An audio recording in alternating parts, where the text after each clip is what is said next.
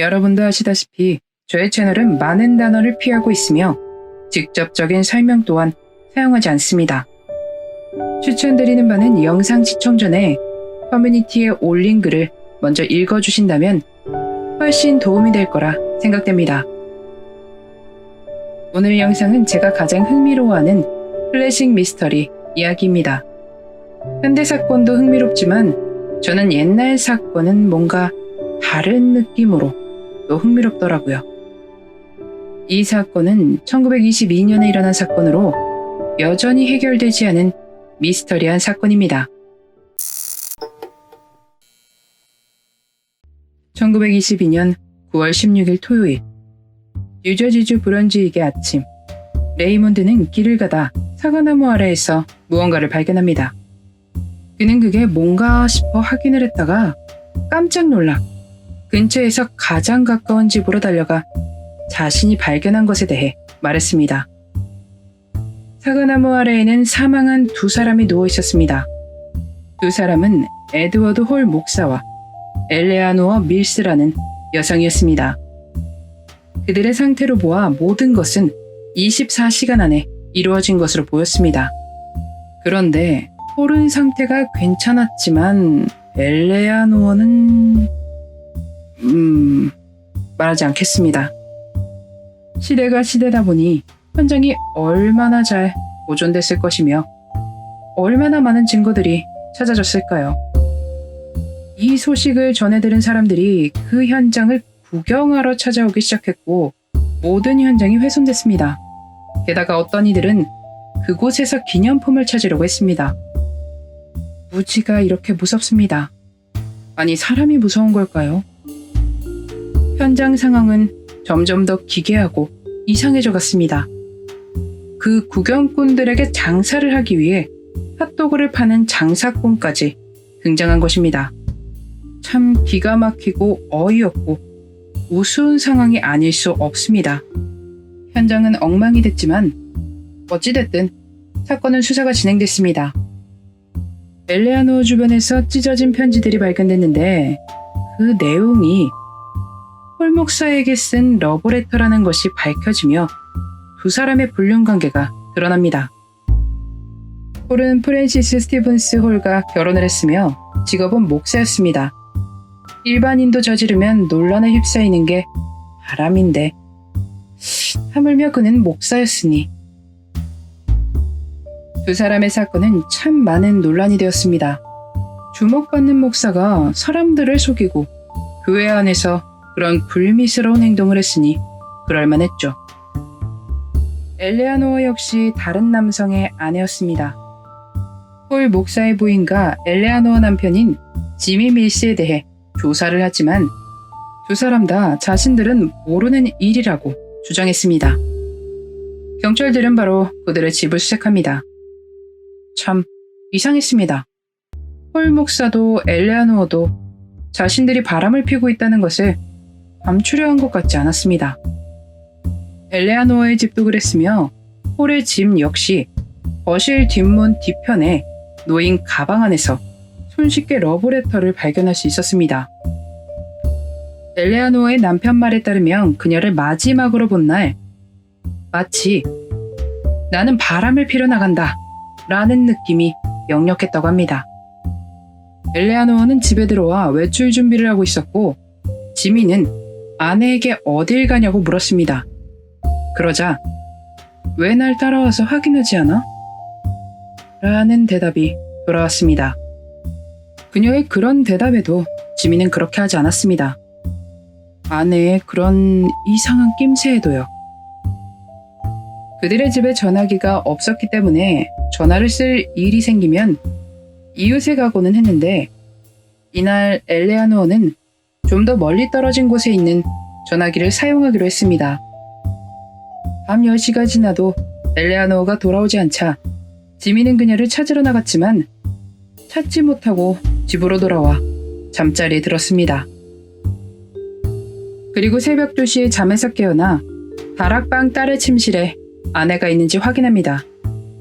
역시나 아내는 없었습니다. 그는 다시 옷을 입고 교회를 찾아갔지만 그곳에도 아내는 없었기에 다시 집으로 돌아왔습니다. 그것에 대해 경찰이 왜 신고를 하지 않았냐고 질문을 하자 하루 이틀 집에 안 돌아올 수도 있는 거기에 대수롭지 않게 생각했다고 합니다. 아내를 기다리던 지민은 토요일 아침 이른 점심 식사 중에 아내의 소식을 듣게 됐습니다. 그는 현장으로 출발하며 정말 마음이 아팠다고 전했습니다. 여기까지는 엘레아노어의 남편 지미의 이야기였습니다. 경찰과 검찰은 지미가 사건과는 관계가 없다고 판단했습니다. 이제부터는 홀 부인의 주장입니다. 엘레아노어로부터 전화가 왔었는데 병원비로 청구된 것 중에 질문이 있다며 홀 목사에게 전화를 남겼답니다. 저녁 7시가 지나 저녁 식사를 마친 목사는 엘레아노어와 병원비 청구권으로 나눌 이야기가 있다며 외출을 했고 그게 남편을 본 마지막 모습이었다고 합니다. 새벽 2시 30분 홀 부인은 돌아오지 않은 남편을 찾기 위해 동생 윌리와 교회로 향했습니다. 그리고 다음 날 경찰에 익명으로 전화를 걸어 혹시 사고를 당한 사람이 있는지 물었다고 합니다. 그녀의 변호사는 실종 신고서를 작성해 경찰에 제출하라 조언했습니다.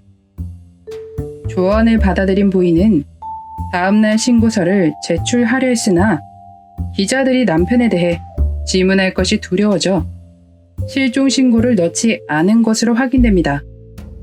그래도 남편을 찾기 위해 수색은 계속 이어갔습니다.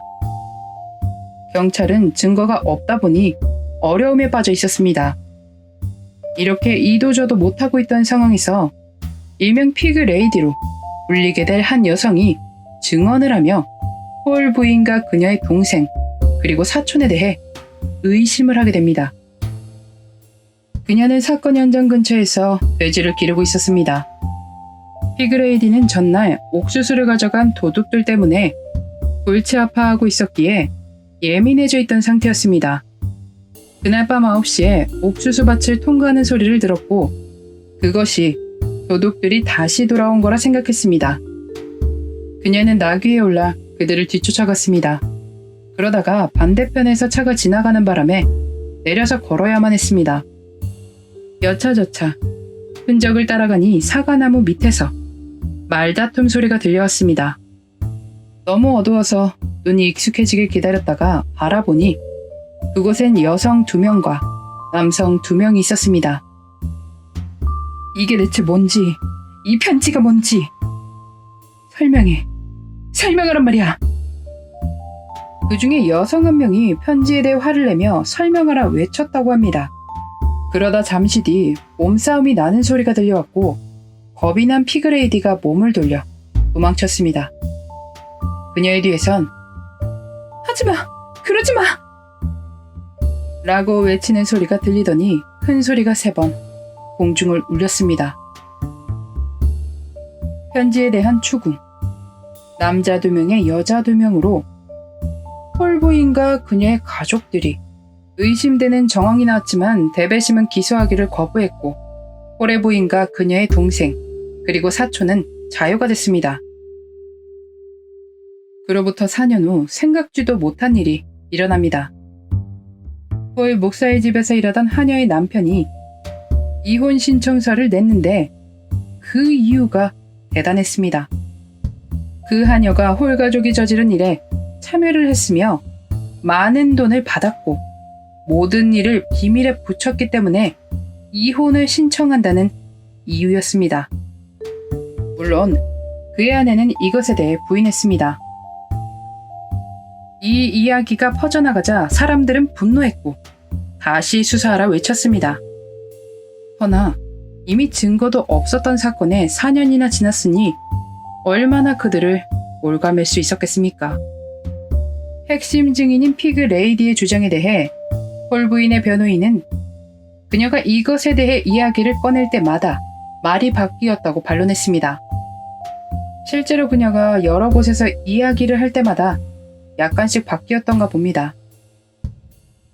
그래도 재판이 이렇게 다시 열렸는데 무언가 상황이 바뀔 것이라 생각했지만 가장 중요한 증거가 없지 않습니까? 너희 유죄, 땅땅땅. 내릴 명확한 증거가 없다 보니 결국 다시 한번 무죄가 내려집니다.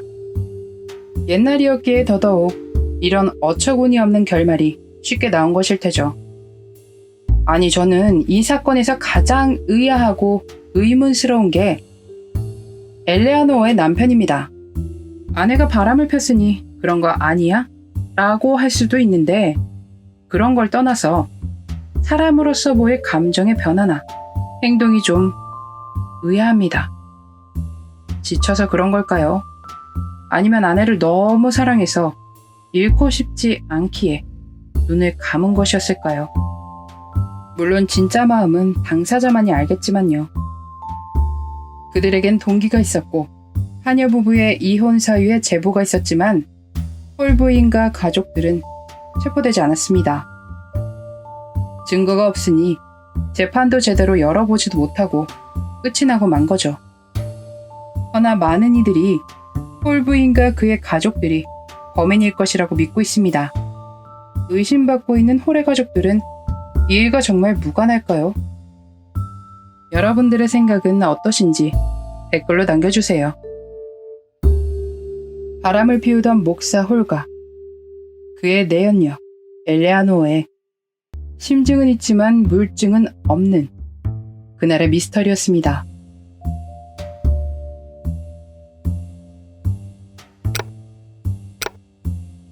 마지막까지 시청해주셔서 감사합니다. 좋아요와 구독은 저에게 큰 힘을 줍니다. 오늘 하루도 수고하셨습니다. 좋은 밤 보내세요.